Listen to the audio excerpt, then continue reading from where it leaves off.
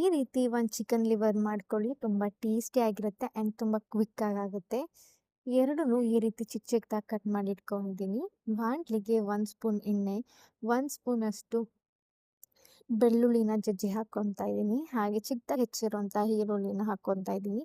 ಅದು ಸ್ವಲ್ಪ ಬಾಡಿದ್ಮೇಲೆ ನಾನು ಬರೀ ಗುಂಡೆಕಾಯಿನ ಮಾತ್ರ ಹಾಕ್ಕೊಂಡಿದ್ದೀನಿ. ಲಿವರ್ ಬೇಗ ಬೇಯೋದ್ರಿಂದ ಮಿಕ್ಸ್ ಮಾಡಿದ್ರೆ ಎರಡು ಈಕ್ವಲ್ ಆಗಿ ಬೇಯೋದಿಲ್ಲ ಅಂತ. ಸ್ವಲ್ಪ ಅರಿಶಿನ ಪುಡಿ ಹಾಕ್ಕೊಂಡು ಮಿಕ್ಸ್ ಮಾಡ್ಕೊಳ್ಳಿ.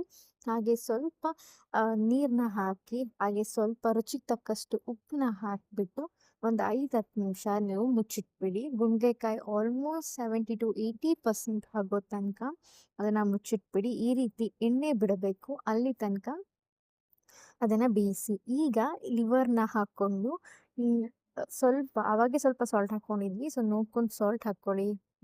ಧನಿಯಾ ಪುಡಿ, ಜೀರಾ ಪೌಡರು, ಹಾಗೆ ಪೆಪ್ಪರ್ ಪೌಡರ್, ಗರಂ ಮಸಾಲ ಎಲ್ಲ ಮಸಾಲೆಸ್ನೂ ಹಾಕ್ಕೊಂಡು ನೀಟಾಗಿ ಮಿಕ್ಸ್ ಮಾಡ್ಕೊಂಡು ಒಂದು 5 ನಿಮಿಷ ಆದಮೇಲೆ ಸ್ವಲ್ಪ ಕೊತ್ತಂಬರಿ ಸೊಪ್ಪು ಹಾಗೆ ನಿಂಬೆಹಣ್ಣು ಹಾಕ್ಕೊಂಡ್ರೆ ಕ್ವಿಕ್ ಆ್ಯಂಡ್ ಈಸಿಯಾಗಿ ಮಾಡುವಂಥ ಚಿಕನ್ ಲಿವರ್ ರೆಡಿ ಆಗುತ್ತೆ.